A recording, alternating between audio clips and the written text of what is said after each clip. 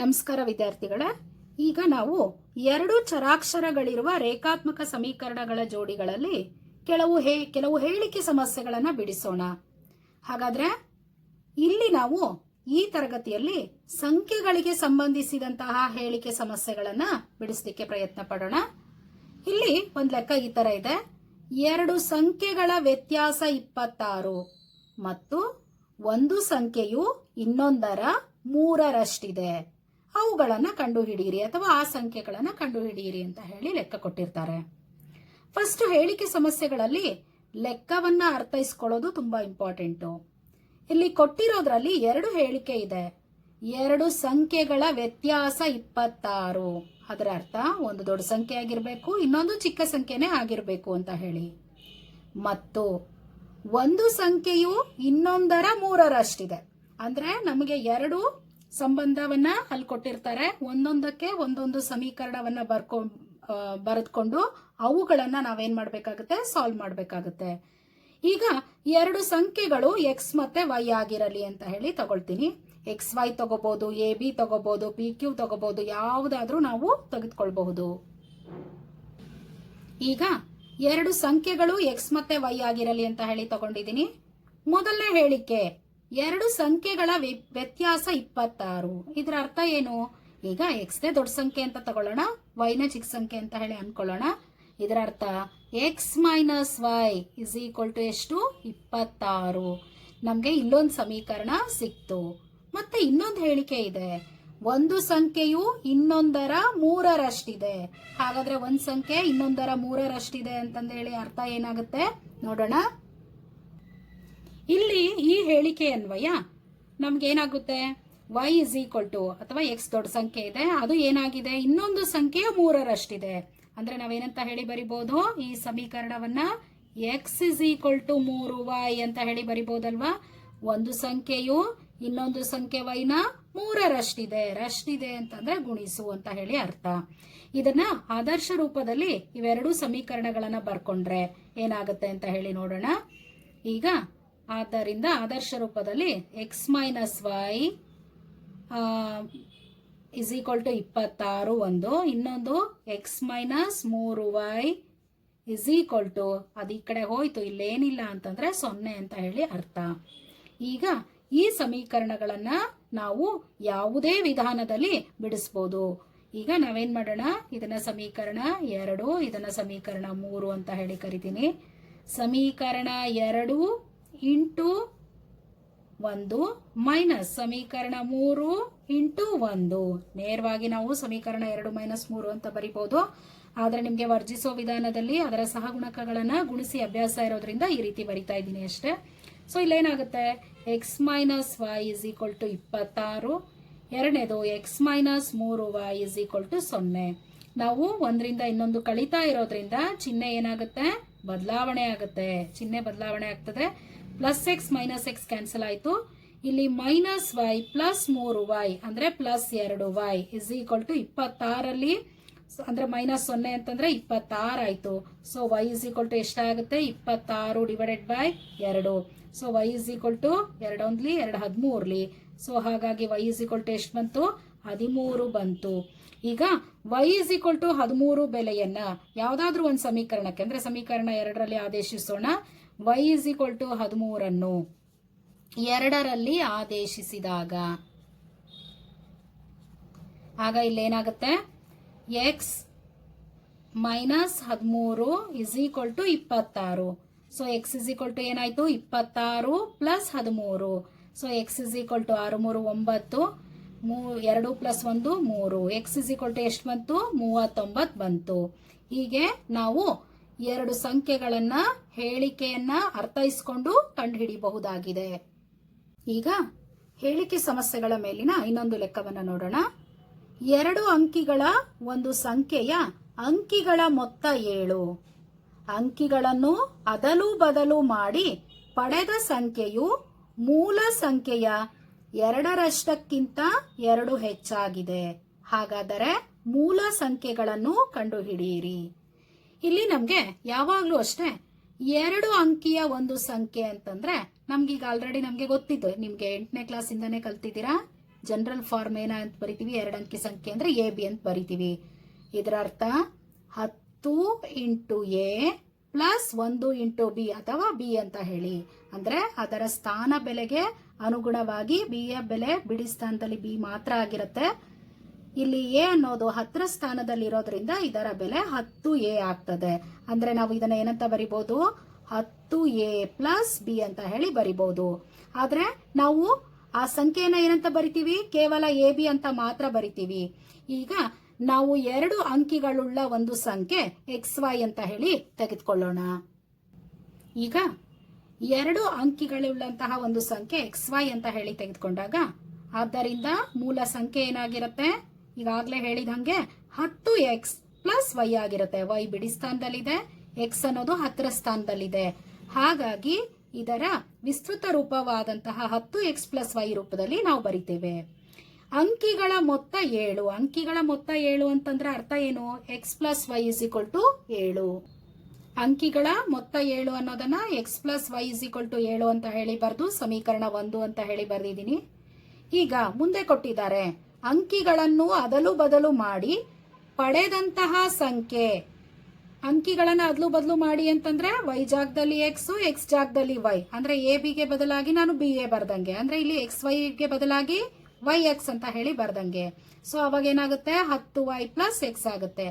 ಆ ರೀತಿ ಪಡೆದಂತಹ ಸಂಖ್ಯೆಯು ಮೂಲ ಸಂಖ್ಯೆಯ 2ರಷ್ಟಕ್ಕಿಂತ 2 ಹೆಚ್ಚಾಗಿದೆ. ಈಗ ಮೊದಲಾಗಿ ನಾವು ಅದಲು ಬದಲು ಮಾಡಿ ಪಡೆದಂತಹ ಸಂಖ್ಯೆಯನ್ನ ಬರೆಯೋಣ. ಇಲ್ಲಿ ಅಂಕಿಗಳನ್ನ ಅದಲು ಬದಲು ಮಾಡಿದಾಗ ಸಂಖ್ಯೆ ನಮ್ಗೆ ಮೊದಲಿಗೆ XY ಇತ್ತು, ಅದಲು ಬದಲು ಮಾಡಿದಾಗ yx ಆಯ್ತು. ಹಾಗಾದ್ರೆ ಈಗ ಪಡೆದಿರ್ತಕ್ಕಂತಹ ಸಂಖ್ಯೆ ಏನಾಗಿದೆ, 10y ಪ್ಲಸ್ x. ಇದನ್ನ ನಾವು ಎಕ್ಸ್ಪ್ಯಾಂಡೆಡ್ ಫಾರ್ಮ್ ಅಲ್ಲಿ ಬರೆದಿದ್ದೀವಿ. 10y ಪ್ಲಸ್ x ಆಗಿರ್ತದೆ. ಆದ್ರೆ ಅವ್ರು ಕೊಟ್ಟಿರೋದೇನು, ಅದಲು ಬದಲು ಮಾಡಿ ಪಡೆದಂತಹ ಸಂಖ್ಯೆ ಅಂದ್ರೆ 10y ಪ್ಲಸ್ x. ಮೂಲ ಸಂಖ್ಯೆ ಯಾವುದು, 10x ಪ್ಲಸ್ y ಗಿಂತ ಅದರ 2ರಷ್ಟಕ್ಕಿಂತ ಅಂದ್ರೆ ಇಂಟು 2ಕ್ಕಿಂತ 2 ಹೆಚ್ಚಾಗಿದೆ, ಅಂದ್ರೆ ಪ್ಲಸ್ 2 ಆಗಿರ್ತದೆ. ಆದ್ದರಿಂದ ಸಮೀಕರಣ 10y plus x is equal to 2 into 10x plus y plus 2. ನೋಡಿ, ನಂತರ ಪಡೆದಂತಹ ಸಂಖ್ಯೆ ಮೂಲ ಸಂಖ್ಯೆಯ 2ರಷ್ಟು ಅಂದ್ರೆ ಇಂಟು 2ಕ್ಕಿಂತ 2 ಹೆಚ್ಚಾಗಿದೆ ಅಂದ್ರೆ ಪ್ಲಸ್ ಅಂತ ಹೇಳಿ, ಕಡಿಮೆ ಇದೆ ಅಂದ್ರೆ ಮೈನಸ್ ಅಂತ. ಅದರ ರಷ್ಟು ಅಂತ ಏನಾದ್ರೂ ಕೊಟ್ರೆ ಅದನ್ನ ಇಂಟು ಅಂತ ಹೇಳಿ ಬರಿತೀವಿ.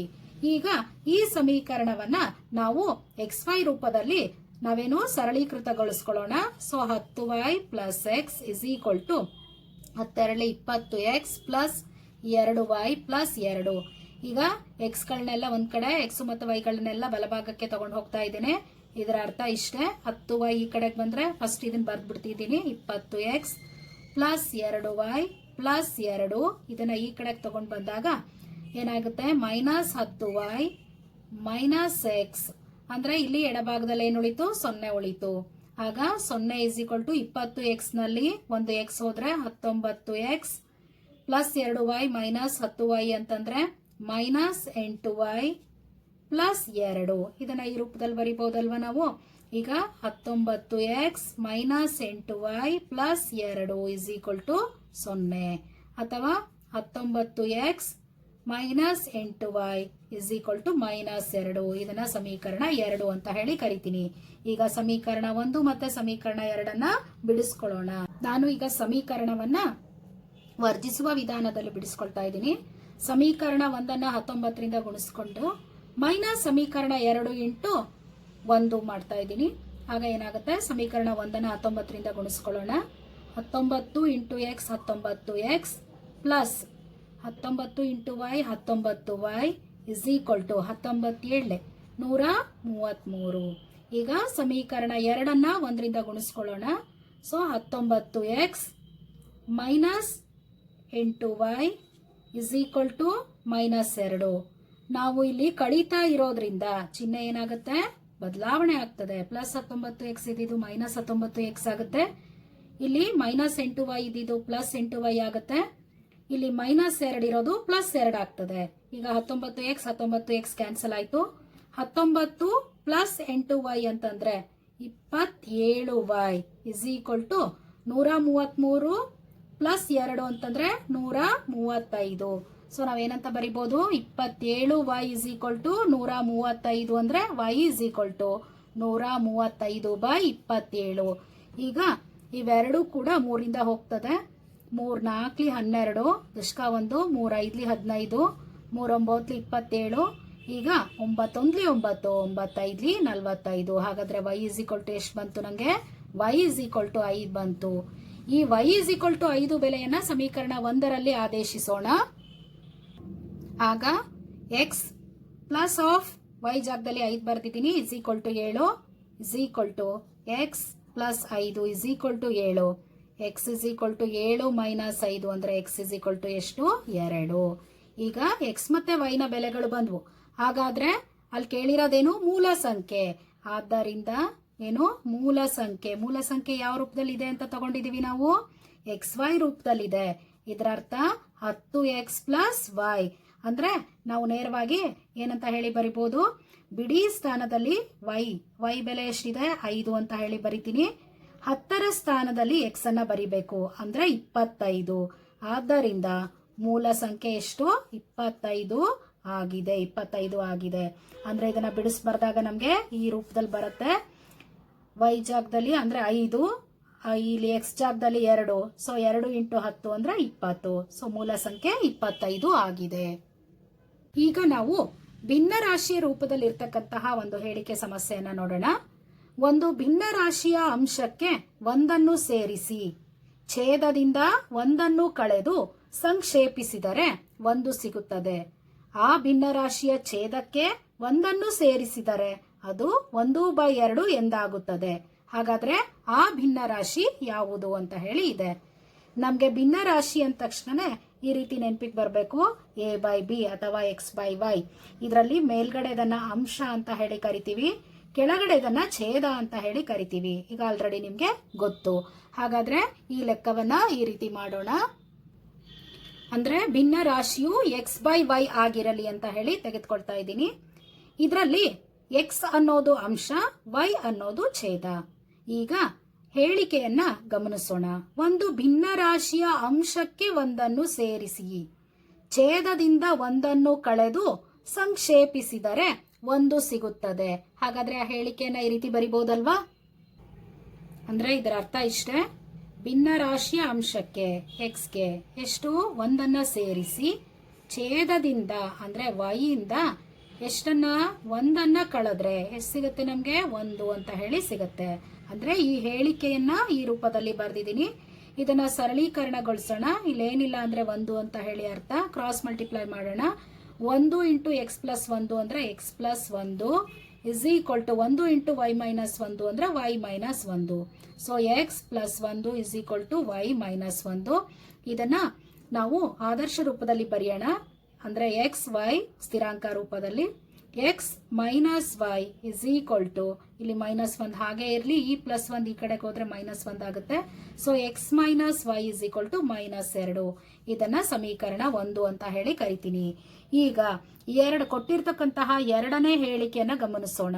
ಆ ಭಿನ್ನ ರಾಶಿಯ ಛೇದಕ್ಕೆ ಒಂದನ್ನು ಸೇರಿಸಿದರೆ ಅದು 1/2 ಎಂದಾಗುತ್ತದೆ. ಅದರ ಅರ್ಥ ಇಷ್ಟೇ. ಭಿನ್ನ ರಾಶಿಯ ಛೇದ ಅಂದ್ರೆ ಕೆಳಗಡೆ yಗೆ ಏನ್ ಮಾಡ್ತೀವಿ? 1ಅನ್ನ ಸೇರಿಸ್ತೀವಿ. ಮೇಲ್ಗಡೆ ಏನು ಚೇಂಜ್ ಇಲ್ಲ. ಸೊ x ಹಾಗೆ ಇರ್ತದೆ. ಇಸ್ ಈಕ್ವಲ್ ಟು ಎಷ್ಟು? 1/2 ಎಂದಾಗುತ್ತದೆ ಅಂತ ಅವ್ರು ಕೊಟ್ಟಿದ್ದಾರೆ. ಓರೆ ಗುಣಾಕಾರ ಮಾಡೋಣ. x into 2 2x is equal to 1 into y plus 1 ಅಂದ್ರೆ y ಪ್ಲಸ್ 1. ಇದನ್ನ ಆದರ್ಶ ರೂಪದಲ್ಲಿ 2x minus y is equal to 1 ಅಂತ ಹೇಳಿ ಬರಿಬಹುದು. ಇದನ್ನ ಸಮೀಕರಣ 2 ಅಂತ ಹೇಳಿ ಕರಿತಾ ಇದ್ದೀನಿ. ಈಗ ಸಮೀಕರಣ 1 ಮತ್ತೆ 2 ಬಿಡಿಸ್ಬೇಕಾಗತ್ತೆ. ಈಗ ನಾವು ಸೂಕ್ಷ್ಮವಾಗಿ ಗಮನಿಸಿದ್ರೆ ಸಮೀಕರಣ 1 ಇಂಟು 2 ಮೈನಸ್ ಸಮೀಕರಣ 2 ಇಂಟು 1 ನಾವು ಮಾಡಬಹುದು. ಈಗ ಸಮೀಕರಣ 1 ಪೂರ್ತಿ 2ರಿಂದ ಗುಣಿಸ್ಕೊಳ್ತಾ ಇದ್ದೀನಿ. ಆಗ ಏನಾಗುತ್ತೆ? 2x minus 2y is equal to 2 4 ಅಂದ್ರೆ -4. ಈಗ ಸಮೀಕರಣ 2 1ರಿಂದ ಗುಣಿಸ್ಕೋಬೇಕು. ಅಂದ್ರೆ 2x minus y is equal to 1. ಇಲ್ಲಿ ನಾವು ಕಳಿತಾ ಇದ್ದೀವಿ. ಕಳಿತಾ ಇರೋದ್ರಿಂದ ಚಿಹ್ನೆ ಏನಾಗುತ್ತೆ? ಬದಲಾವಣೆ ಆಗ್ತದೆ, ಮೈನಸ್. ಈಗ +2x -2x ಕ್ಯಾನ್ಸಲ್ ಆಯ್ತು. ಇಲ್ಲಿ -2y ಪ್ಲಸ್ y ಅಂದ್ರೆ -y ಇಸ್ ಈಕ್ವಲ್ ಟು -4 -1 ಅಂದ್ರೆ -5. So y is equal to -5 divided by ಇಲ್ಲೇನಿಲ್ಲ ಅಂದ್ರೆ 1 ಅಂತ -1. ಸೊ ಮೈನಸ್ಸು ಮೈನಸ್ಸು ಕ್ಯಾನ್ಸಲ್ ಆದ್ರೆ y is equal to 5 divided by 1. ಇದರ ಅರ್ಥ y ಇಸ್ ಈಕ್ವಲ್ ಟು ಎಷ್ಟು? 5. ನೇರವಾಗಿ ಮೈನಸ್ ಮೈನಸ್ ಅನ್ನು ಕ್ಯಾನ್ಸಲ್ ಮಾಡಿ y ಇಸ್ ಈಕ್ವಲ್ ಟು 5 ಅಂತ ಕೂಡ ಬರಿಬಹುದು. ಈಗ y ಇಸ್ ಈಕ್ವಲ್ ಟು 5 ಯಾವ್ದಾದ್ರೂ ಒಂದು ಸಮೀಕರಣದಲ್ಲಿ ಆದೇಶಿಸೋಣ. ಈಗ ನಾನು ಸಮೀಕರಣ 1ರಲ್ಲಿ ಆದೇಶಿಸ್ತೀನಿ. ಆಗ x ನ ಬೆಲೆ ಏನಾಗುತ್ತೆ ಅಂತ ನೋಡೋಣ. x - 5 is equal to -2. So x is equal to ಏನಾಗುತ್ತೆ, -5 ಈ ಕಡೆಗೆ ಹೋದ್ರೆ +5 ಆಗ್ತದೆ. So x is equal to -2 + 5 ಅಂತಂದ್ರೆ +3. ಹಾಗಾಗಿ x ನ ಬೆಲೆ ಎಷ್ಟು ಬಂತು? 3 ಬಂತು. ಈಗ ಹಾಗಾದ್ರೆ ಆದ್ದರಿಂದ ಭಿನ್ನರಾಶಿ ಏನಾಗಿರುತ್ತೆ? ಆದ್ದರಿಂದ ಭಿನ್ನರಾಶಿ ಯಾವ ರೂಪದಲ್ಲಿದೆ? x/y. ಇದರ ಅರ್ಥ ಭಿನ್ನರಾಶಿ x ಅಂದ್ರೆ 3 ಡಿವೈಡೆಡ್ ಬೈ y ಅಂದ್ರೆ 5. ಆದ್ದರಿಂದ ಭಿನ್ನರಾಶಿ ಏನು? 3/5.